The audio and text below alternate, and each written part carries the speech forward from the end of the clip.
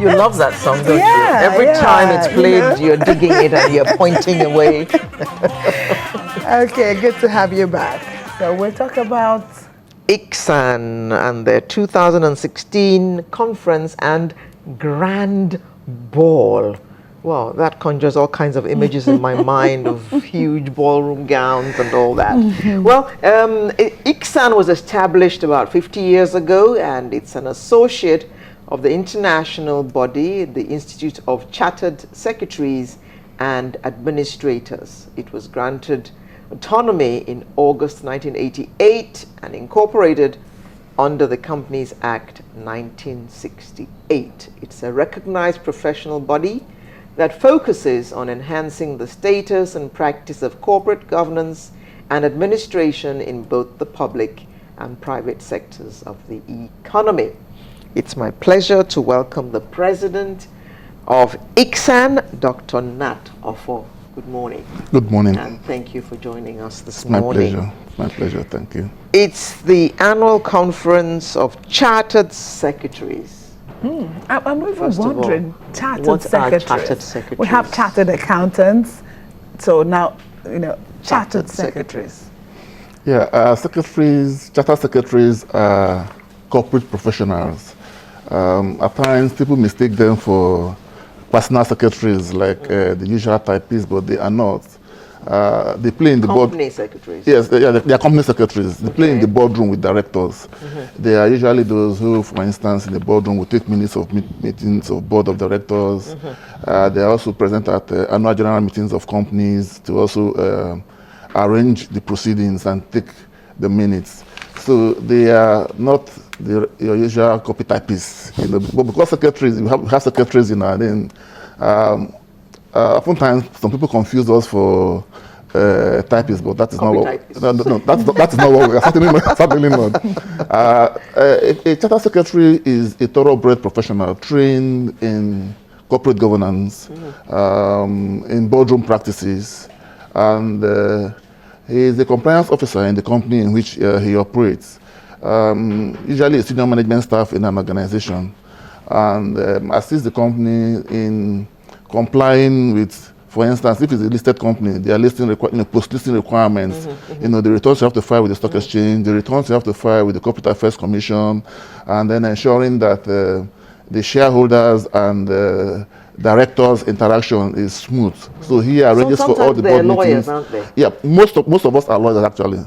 About not less than 90% of our members are lawyers. Oh, okay. Yeah. Okay. Yeah, but it doesn't. You have business people too who are members, accountants, graduates of business administration, but 90% of our members are lawyers. Okay, okay. I'm a lawyer too. Okay. So your annual conference is coming up, and you're also planning a grand ball.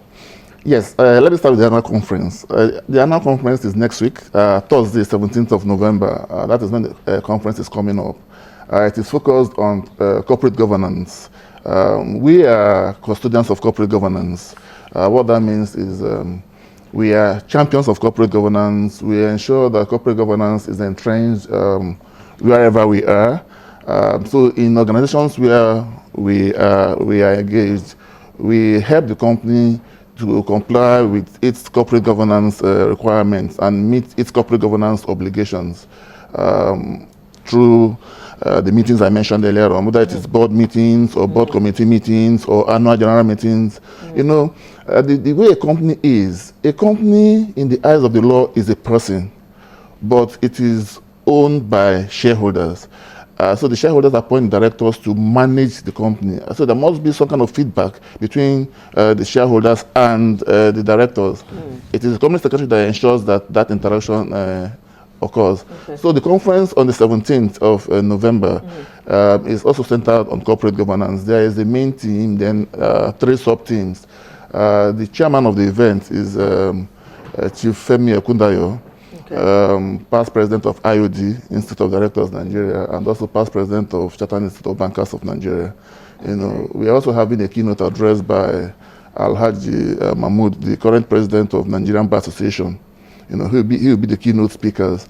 Then we also have 3 sub-teams, but they're all centered around corporate governance and what charter secretaries do. Just to hold it, let me just take you back a bit. You said you were champions of corporate governance. Yes. And interestingly, you mentioned Chief Ekundayo, because I happen to know for a fact that the IOD is also very heavy on corporate governance. In fact, they have a corporate governance center at the IOD headquarters in Ikoyi. Is there any relationship between ICSAN and IOD? If you recall earlier on, I mentioned that in the boardroom, the company secretaries play in the boardroom. So if you take a typical boardroom, Directors. Exactly, the secretary. Directors there. And the secretary. Those are the people those are the 2 categories of people. Determining the fate of people. Okay, exactly. Those 2 categories, the directors and the secretary. No other person is in the boardroom. So there is a relationship. I'm also a member of IOD, by the way. Okay. So let's talk more about this conference, the Yes. theme and the sub-themes. Yes, I have mentioned that it is about corporate governance and sustainability. For me, there is Why is it important to talk about this now? It's always been important, truly. And most of our conferences actually have been centered on corporate governance. But for the present day Nigeria, given the fact that we are in recession, companies are having challenges, you find that companies are laying off people, they are unable to sustain themselves. Corporate governance is important because it's about the right things being done at the right time. When that happens, you find that a company does not just exist. A company makes profit, not just profit for today, but going forward. So it's not about the profit you're making today. It's about making profit today and being sustainable. Being there tomorrow, because you can cut corners today to make all the profit, but you might not be there tomorrow because if you cut corners, probably you are breaching the law, or you are doing something that is illegal, or you are doing something that will damage the brand of the company. And what you find is that after a period of time, nobody is patronizing the company anymore, and the business ends. And truly, poor corporate governance kills an organization. Growing up in Lagos, there are some, I'm sure you two have that experience, there are some companies we knew, they were like common companies, everybody's talking about them, and over time, they are no longer there, and that is really a sad thing, because, for instance, if there's inadequate succession planning, or the founder of the company who had the vision and established the company imposes somebody who is not qualified to run the company, of course he will want the place aground, or he will not get the right loyalty, cooperation, direction, strategy, and all of that to run the business, and the business goes aground. So corporate governance is very important. But how many companies recognize that? Oh, all the companies. I say all the companies because in this environment, we have all the blue chips companies? No, every company. Because when a company is incorporated, I mentioned before, it's incorporated by shareholders, run by directors. But you see, in our environment here, we have what we call corporate governance codes.